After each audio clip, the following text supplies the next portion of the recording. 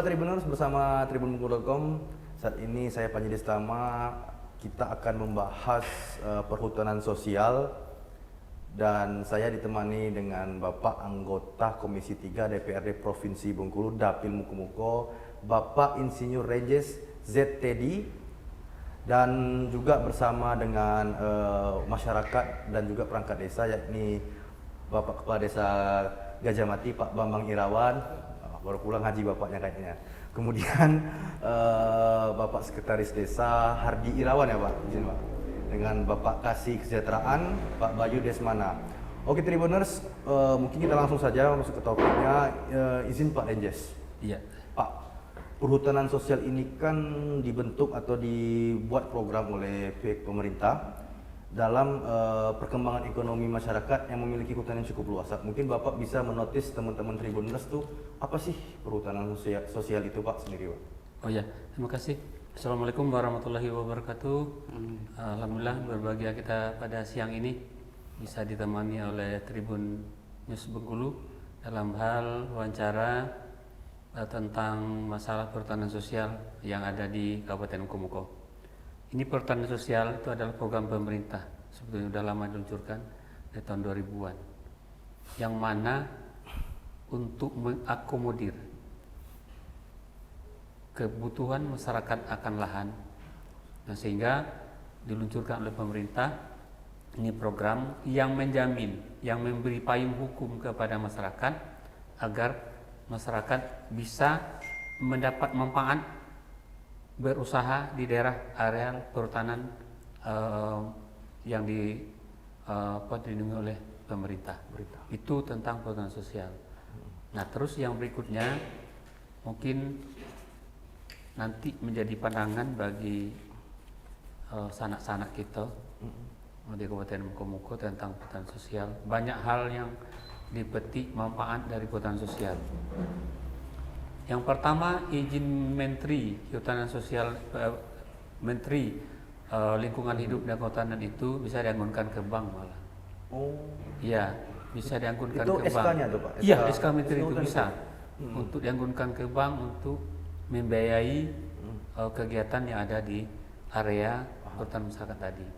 Nah, perlu kita ketahui bahwa manfaat lain seperti misalnya itu bisa mendapat ada 3 manfaat langsung yang diberikan oleh pemerintah kepada masyarakat yang ikut perhutanan sosial langsung. Seperti bantuan-bantuan itu ada 3 hal. Terus yang berikutnya lagi, misal itu adalah HPT yang kita olah. Kalau tak mudik ini HPT kalau nggak salah. HPT yang diolah di saat nanti pemerintah menganggap bahwa ada kepentingan lain di lahan yang bersangkutan. Katakanlah ada deposit batu bara saya di atas. Ya. Nah, masyarakat ini yang bisa diakomodir adalah masyarakat yang punya SK Menteri tadi. Tapi kalau tidak punya SK Menteri, tidak akomodir. Bahkan berdasarkan Peraturan Menteri Lingkungan Hidup dan Kehutanan 83/2016 itu, perhutanan sosial ini itu untuk mengakomodir tadi, di samping itu menjadi penyelamat bagi masyarakat yang berusaha di area perhutanan. Tentu di dalam peraturan itu dijelaskan bahwa apa saja sebetulnya yang masuk dalam perhutanan sosial. Tentu kalau hutan lindung atau hutan kawasan bisa dalam bentuk perjanjian kerjasama, bisa diolah, bisa masyarakat mengambil manfaat dari hutan itu. Nah, kalau hutan masyarakat ini adalah perhutanan sosial itu satunya lagi tadi adalah hutan masyarakat, hutan desa dan hutan rakyat. Itu yang diretak mudi adalah hutan rakyat. Nah, setahu saya dari tahun kemarin 2023 itu ada 1.800 yang hutan rakyat yang diretak mudi. Nah, ini kalau nanti SK Menterinya sudah ada, pemerintah menginginkan deposit batubara ditambang, ini sebagai bukti hak alas hak kita untuk mempertahankan ya minimal ganti rugi mau tidak mau kan. Nah, jadi kalau pemerintah inginnya sesuatu daerah itu dijadikan suatu manfaatnya lebih besar, tentu berhak lebih besar kepentingan pemerintahnya daripada kepentingan masyarakat biasa. Nah, di samping itu kita kan harus mempertahankan hak. Inilah sebagai alas hak kita untuk mempertahankan hak kita ini. Dan itu diberi batas waktu. Kami ke Kementerian Lingkungan Hidup dan Kehutanan pada tahun 2023 bulan November waktu itu. Saya memberi atensi khusus kepada pihak kementerian bahwa masyarakat kami Bengkulu, khususnya Kabupaten Komko, tidak satu pun masyarakat kami yang ikut aturan. Itu di tahun 2000 berapa, Pak? 2023. 2023. Ya. Karena programnya saya sudah luncurkan. Kenapa saya berani katakanlah pasang dada membela masyarakat saya di kementerian? Karena pada saat itu ada peraturan Menteri nomor 53 yang menurut analisa saya dan menurut hemat saya itu memanjakan dan memberi fasilitas terhadap investor swasta, yaitu perusahaan swasta yang ada di Bengkulu di Indonesia. Karena saat itu diberi kesempatan kepada pihak perusahaan sampai dengan 1 November 2023 untuk mengurus izin hal-hal yang berkaitan dengan kebun yang sudah tertanam dan masalah yang lain itu, agar itu mendapat izin dari pemerintah. Kan tidak adil kalau seperti itu. Masyarakat saya dikejar oleh aparat, disidangkan, diadili, ada yang dimasuk penjara akibat mengolah HTI dan hutan. Kalau di sini yang dekatnya adalah HP Tebat. Itu yang kami olah, masyarakat kita olah di situ. Nah, nggak adil, makanya saya mempersuruh pihak kementerian agar itu ada solusi bagi masyarakat saya. Itu peraturan Menteri nomor 23 itu 2023 juga ya, bulan November akhir seperti itu. Diberi kesempatan kepada masyarakat yang sudah terlanjur ngolah HPT dan hutan lain itu untuk memiliki izin sampai dengan November 2024. Yang terlanjur ini yang bisa diakomodir di bawah tahun 2020. Jadi 2020 ke bawah itu diakomodir oleh pemerintah. Tapi 2021 ke atas sampai 2024 sekarang tidak diakomodir. Bunyinya dalam aturan itu bahwa bagi masyarakat yang sudah terlanjur mengolah kawasan itu tadi, HPT tadi, HTI dan sebagainya itu, HP, diberi kesempatan untuk memanfaatkan sisa daur hidup tanaman yang ada di dalamnya. Contoh, sawit, kita rata-rata nanam sawit semua. Umur sawit 30 tahun katakanlah begitu ya. Kalau umur sawitnya baru 5 tahun, masih ada kesempatan 25 tahun untuk memanfaatkan itu dengan perhutanan sosial tadi. Kalau masyarakat tak mudik itu adalah hutan masyarakat. Kalau sawitnya 20-30 tahun tadi udah tertanam umurnya 10 tahun, maka masih ada 20 tahun lagi untuk memanfaatkan itu. Nah, saya berpikir pada saat itu, harapan saya ini kebutuhan real loh, kebutuhan dasar masyarakat. Kenapa? Saya katakan kebutuhan dasar. Tanahnya tidak berkembang, masyarakatnya selalu bertambah dari hari ke hari, tahun ke tahun. Pasti itu, Pak. Kemana lagi masyarakat ini mau berusaha? Katakanlah Pak Kades, Desa Gajah Mati, dia punya tanah 6 hektar sekarang, dia punya anak 3. Tentu anak 3, dia suami istri 4 dong. Kalau 6 hektar dibagi 4, berarti 1,5 hektar per orang. Perbagiannya 1,5 hektar. Itu baru ke anaknya. Anaknya punya anak lagi 1,5 hektar dibagi ke, kalau anaknya 2 dibagi 3, kalau anak 3 dibagi 4 lagi. Tentu tidak mencukupi untuk menghidupi kehidupan kebutuhannya sehari, tidak mencukupi kebutuhannya sehari. Maka pelariannya satu-satunya arah ke sana. Tentu hal ini butuh kebijakan pemerintah membuat aturan agar itu masyarakat kita tidak melanggar hukum. Maka kami dari 2021 sudah mengarahkan Pokir ke Dinas Lingkungan Hidup dan Kehutanan agar masyarakat bisa memanfaatkan program pemerintah ini dengan perhutanan sosial, termasuk drone dan sebagainya itu pokil saya semua tuh di KPH Muko-Muko. Nah, agar masyarakat bisa memanfaatkan ini dan masyarakat aman berusaha dan mendapat manfaat dari hutan HPT dan HPH tadi. Itu yang ingin saya lakukan untuk kebutuhan masyarakat atau kepentingan masyarakat. Nah, sayang memang dalam arti kebijakan pemerintah ini tanggapan dari masyarakat memang masih kurang. Minim. Saya sadar itu juga akibat dari beberapa faktor yang mengakibatkan bahwa ini masyarakat kurang tanggapannya. Setahu saya dan saya koordinasi terakhir kemarin bulan April, ya. Tanggalnya saya lupa, ke KPH Muko-Muko melalui Dinas Lingkungan Hidup dan Kehutanan Provinsi Bengkulu, ada 8 kelompok perhutanan sosial yang baru mulai digerakkan 2023 di Kabupaten Muko-Muko. Dari 8 kelompok perhutanan sosial ini baru 2 yang melengkapi berkas, yang sudah lengkap berkasnya, yaitu alhamdulillah itu Kecamatan Sungai Rumbai, yaitu desa induknya adalah Retak Mudik, desa sekitar atau adapun dari luar kecamatan itu induknya ke Retak Mudik. Terus yang satu lagi adalah itu di Lubuk Selanda, desa Lubuk Selanda, Kecamatan Teramang Jaya. Nah ini maka hari ini kita bisa ketemu dengan Tribun dalam hal broadcast wawancara hari ini. Saya ingin menggugah itu peran masyarakat memanfaatkan kebijakan pemerintah itu.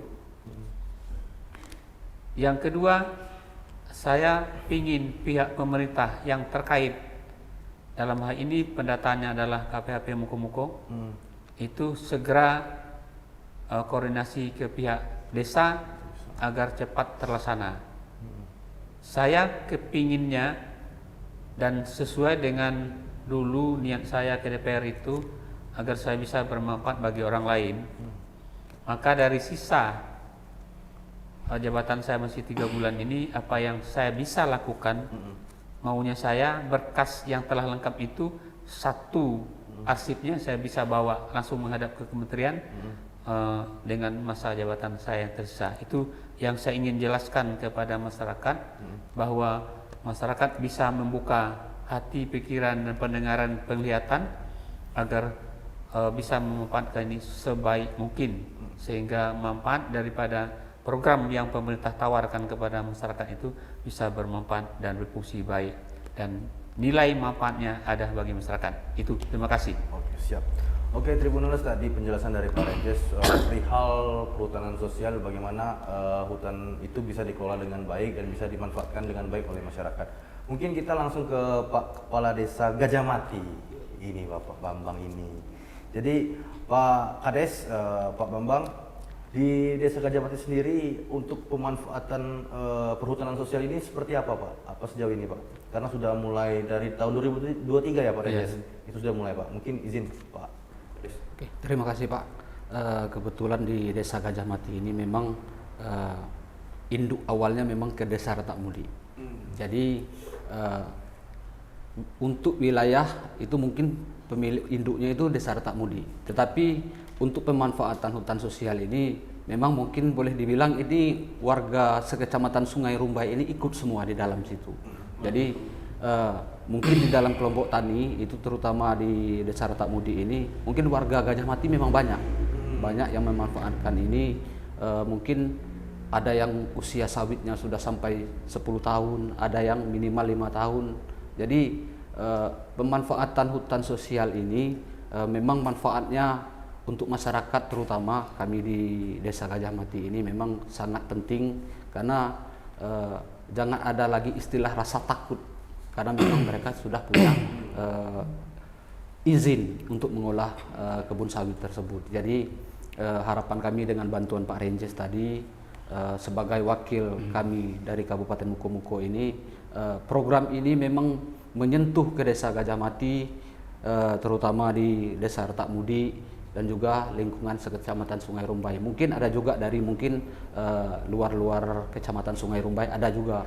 Jadi harapan kami program ini memang berjalan dan memang selesai mungkin dengan bantuan Pak Renjes dalam waktu 3 bulan ini. Memang kami masyarakat di Kecamatan Sungai Rumbai ini betul-betul memanfaatkannya, dan juga apapun yang sudah diurus, apapun yang sudah dilaksanakan oleh pemerintah, terutama masalah kelompok tani. Masalah kelompok tani mungkin dari beberapa masyarakat desa Gajah Mati sudah ikut di dalam, ikut untuk pengurusan persyaratannya. Mungkin induknya di desa Retak Mudi, ya kami sudah mendaftarkan juga, masyarakat kami sudah banyak yang mendaftar untuk ikut dari kelompok tani tersebut. Jadi harapan kami memang program ini memang betul-betul terlaksana, masyarakat pun secara maksimal, jadi tidak ada lagi rasa takut masyarakat itu untuk mengolah. Terima kasih dari Bapak Kades Gajah Mati yang paling ganteng ini, Tribuners. Jadi kita ke Pak Sekretaris Desa Retak Mudi, Pak Hardi. Ini yang paling manis nih Tribuners, senyumnya Tribuners. Oke, Pak Hardi, tadi dibahas dengan Pak Kades Gajah Mati banyak menginduk ke Retak Mudi masyarakat ini. Nah, mungkin sudah adakah lahan yang dimanfaatkan oleh masyarakat menjadi perhutanan sosial? Kalau sudah ada, udah berapa luasnya yang dimanfaatkan tuh? Silakan Pak Hardi. Jadi terima kasih. Assalamualaikum warahmatullahi wabarakatuh. Waalaikumsalam. Sesuai dengan apa yang dikatakan oleh Bapak Kades Gajah Mati tadi, memang benar bahwasannya di Kecamatan Sungai Rumbai ini wilayah yang memiliki hutan itu hanya Desa Retak Mudi lagi yang punya hutan. Yang lain itu dia lebih ke arah jalan gitu, atau di dekat dengan area pantai. Jadi yang untuk yang hutan itu cuma yang ada di Desa Retak Mudi, sehingga wajar saja akhirnya desa-desa lain itu yang ada di sekitar Desa Retak Mudi itu ya otomatis mencari lahan ya di hutan yang ada gitu. Ya. Jadi di tempat kami lah akhirnya mereka baik itu membuka lahan dulunya ataupun ganti rugi dengan pemilik yang sebelumnya. Ya. Kalau masalah perhutanan sosial ini, kami dari pemerintah desa sudah mengetahui baik itu pembinaan desa maupun masyarakat itu mulai dari tahun 2021 kalau tidak salah 2021. Jadi sudah 3 pergantian kepala desa. Ini program ini berjalan. Yang mana dulu waktu tahun 2021 itu baru perkenalan. Dan puncaknya kemarin itu 2023 itu baik itu berkas atau persyaratan, baik itu penitikan koordinat itu sudah dilakukan oleh tim yang dari KPHP. KPHP Muko-Muko sudah dilakukan penitikan dan berkasnya juga sudah kami kirimkan semua, sudah lengkap. Tinggal lagi itu kemarin katanya sudah dimasukkan ke kementerian, tinggal seleksi berkas katanya. Seleksi berkas. Dan juga untuk memenuhi syarat tersebut di Desa Retak Mudi juga kami sudah membuat yang namanya lembaga yang menaungi untuk masalah hutan desa ini. Yang mana di dalamnya tergabung baik itu dari Desa Retak Mudi ataupun masyarakat sekitar yang mempunyai lahan yang ada di kawasan APT tersebut. Kebanyakan masyarakat yang di Desa Retak Mudi ini memanfaatkan hutan sosial ini dalam menanam apa kalau boleh tahu Pak? Ini sebenarnya sudah lama lahan ini dimanfaatkan. Kalau dari sebelum ditanam sawit itu, masyarakat sekarang kan udah sawit semua itu. Sawit ya. Nggak ada yang nanam kelapa atau yang lain-lain. Memang sawit itu komoditas pertamanya di daerah kita karena daerahnya juga cocok untuk sawit. Dulu masyarakat itu menanam padi dan juga yang nilam untuk parfum itu.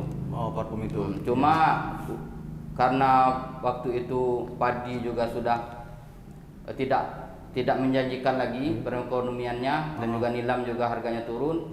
Sehingga masuklah ini PT DDP ini. PT DDP itu masyarakat mencontoh ke sana gitu. Dan diberikan juga akses oleh perusahaan itu diajari bagaimana cara menanam sawit sehingga terjadilah pertama itu ya di daerah sekitar sini nanamnya. Nanam sawit. Tapi karena makin lama lahannya habis, masyarakat juga seperti yang katakan oleh Bapak Dewan tadi, masyarakatnya bertambah, lahannya ya kalau diolah di situ saja ya Lahan nggak ikut bertambah ya nggak dapat kita kan untuk memenuhi kebutuhan keluarga itu.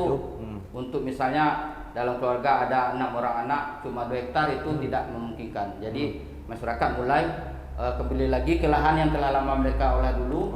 Jadi difungsikan lagi untuk ke penanaman kelapa sawit. Kelapa sawit. Jadi Pak Sekdes, mungkin selama dari 2021 terus di 2023 terus mengantarkan persyaratan-persyaratan, apa sih kendala yang dihadapi pemerintah desa dalam hal ini untuk membuat perhutanan sosial itu kepada masyarakat?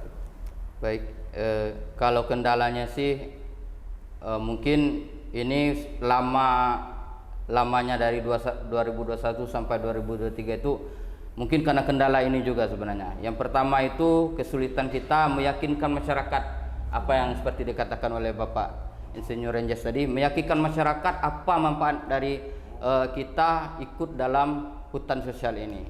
Jadi masyarakat itu takut, awalnya itu takut itu.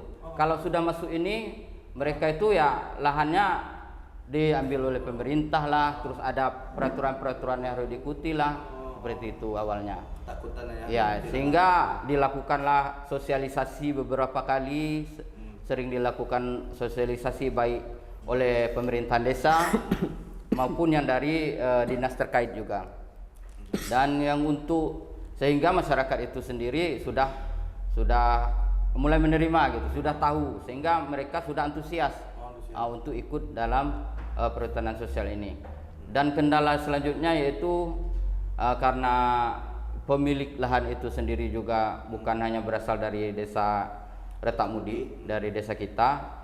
Jadi kita untuk mendata itu sangat cukup kesulitan. Jarak jauh ya Pak? Ya, karena kita juga kadang kita tahu itu kebunnya ini, tapi yang punyanya di rumah yang ada di situ pekerjanya gitu. Yang tukang panen baik itu, atau yang memang ada rumah untuk menunggu kebun tersebut.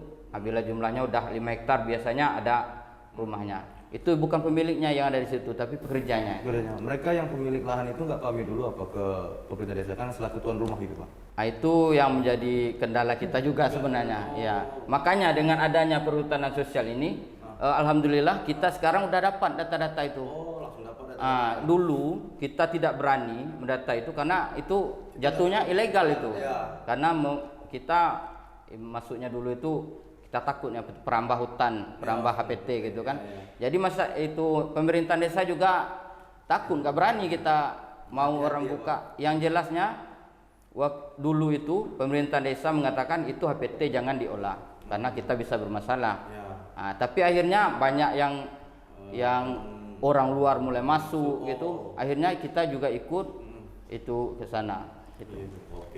Ini Tribunlas ke Bapak Kasih Kesejahteraan ini, Pak Bayu Desmana. Jadi Pak Bayu, dari sisi kesejahteraan untuk masyarakat di Desa Retak Mudi sendiri dengan adanya perhutanan sosial ini, bagaimana sih pertumbuhan ekonomi di Desa Retak Mudi? Ya, terima kasih kepada Tribun Bengkulu. Jadi untuk perekonomian Retak Mudi ini untuk sekarang ya, alhamdulillah karena adanya kami kan mayoritas di sini kebun sawit kan, alhamdulillah ya lumayan lah. Iya. Berarti istilah garis kemiskinan di Retak Mudi setiap tahun berkurang ya? Berkurang. Oke. Nah, Pak Renjas ini ke Pak Renjas lagi nih. Oh ya. Jadi dijelaskan oleh Pak Sekdes, Pak Kesejahteraan, mayoritas masyarakat di Desa Retak Mudi itu menanam sawit, Pak. Iya. Kalau yang saya baca ini, kalau saya salah koreksi, Pak. Setahu saya, ketika kita menanam sawit, di sela-sela sawit itu juga ditanam tumbuhan lain. Mungkin bisa dijelaskan bagaimana, Pak? Iya. Jadi awalnya ada peraturan Menteri 28 kalau salah tahun 2021. Kalau lupa ya, tapi isinya begini. Diberi kesempatan kepada masyarakat untuk memilih salah satu dari 5 program. 5 program. Ya, 5 program. Yang paling mendekati seperti Pak host tadi tanyakan ke saya, yaitu memanfaatkan sisa daur hidup sawit yang rata-rata kami tanam sawit semua nih. Nah, terus itu 3 tahun pertama sudah penjarangan dengan menanam kayu, itu aturannya. Nah, cuman tadi di akhir 2023 kami udah ke kementerian langsung minta kebijakan dari pihak kementerian itu, karena semua masyarakat Kabupaten Mukomuko ini, terkhusus Kabupaten Mukomuko ini nggak ada yang ikut itu. Nah, makanya diberi kesempatan lagi dengan peraturan menteri yang lain bahwa memanfaatkan sisa daur hidup daripada sawit yang sudah terlanjur ditanam, tapi dengan catatan meminta perlindungan hukum atau payung hukumnya dengan masuk pada perhutanan sosial. Yang di Retak Mudi ini adalah perhutanan masyarakat rakyat. Itu yang di Retak Mudi 1.800. Itu sebetulnya memang ada bahwa kewajiban dulu di peraturan yang lama itu di sela-sela sawit itu menanam tanaman kayu-kayuan. Ya, dan kayu-kayuan itu juga bisa dimanfaatkan oleh masyarakat. Nanti waktu ingin tebang itu minta izin IPTKTR kalau nggak salah itu di kehutanan. Nah, itu yang berlaku. Yang berlaku. Iya. Oke. Jadi Pak Renjes, dengan semua yang dijelaskan tadi, sempat juga dijelaskan udah ada belasan ribu hektar yang sudah memiliki perhutanan sosial di Kabupaten Mukomuko kalau tidak salah, Pak. Ya, dari data yang saya pantau, cuman angka pastinya saya belum tahu, dari 8 kelompok tani itu mungkin sekitar 30.000 hektar. Nah, inilah kebijakan pemerintah. Sebetulnya masyarakat masih berharap bahwa yang dijadikan perhutanan sosial ini akan menjadi hak milik. Nah, padahal ingin saya jelaskan di sini kewenangan dan kewajiban kami sebagai anggota DPR. Kebetulan saya di Komisi 3 yang membidangi itu. Saya masuk 2019. Saya tahu ini ingin saya jelaskan kepada masyarakat umum Kabupaten Muko khususnya bahwa untuk membebaskan lahan itu tidak sama seperti membalik telapak tangan. Kenapa tuh, Pak? Kenapa? Karena dia butuh proses dan butuh waktu yang cukup lama. Nah, dan harapan saya masyarakat mengerti bahwa di sepanjang renggang waktu tadi yang 7 tahun ini, mudah-mudahan kalau ini lebih cepat, harapan masyarakat untuk memiliki lahan ini sesuai dengan kebutuhannya, bahwa masyarakatnya selalu berkembang, tanah tidak berkembang. Ini ada kebijakan pemerintah selang waktu pemanfaatan lahan tadi dengan perhutanan sosial sesuai dengan kebutuhannya bisa mengusulkan untuk dibebaskan. Itu melalui gubernur, itu diusulkan oleh Bupati Mukomuko. Itu harapan saya seperti itu. Nah, inilah yang saya harapkan, pengertian atau keinginan masyarakat untuk memiliki itu lahan agar bisa tercapai dengan cara bertahap, dan yang penting dengan masuk perhutanan sosial, keamanan untuk berusaha dan memanfaatkan lahan tadi dan mengambil hasil di lahan HPT, HP ataupun HPH tadi itu sudah mempunyai payung hukum. Bagi masyarakat yang tidak memiliki payung hukum untuk berusaha di HPT, dianggap itu menyerobot lahan, penggarap lahan yang ilegal. Tapi kejadian kemarin pada bulan April ya, Pak Kades, penggarap di atas ada 3 warga air hitam kalau nggak salah situ, sekarang masih diproses karena tidak masuk dalam rencana kelompok tani perhutanan sosial tadi.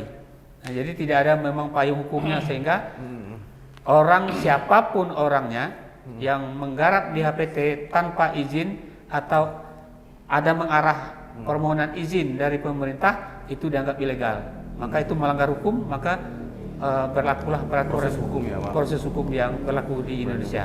Demikian. Oke, Tribuners, tadi penyampaian dari Bapak Insinyur Renjes dan dari teman-teman Sekretaris Desa Kasih Kesejahteraan Desa Retak Mudi dan Bapak Kepala Desa Gajah Mati. Dan ini statement kosong dari saya. Sekian dari saya. bersama tribunbungkul.com, saya Panji Sana pamit undur diri. Terima kasih.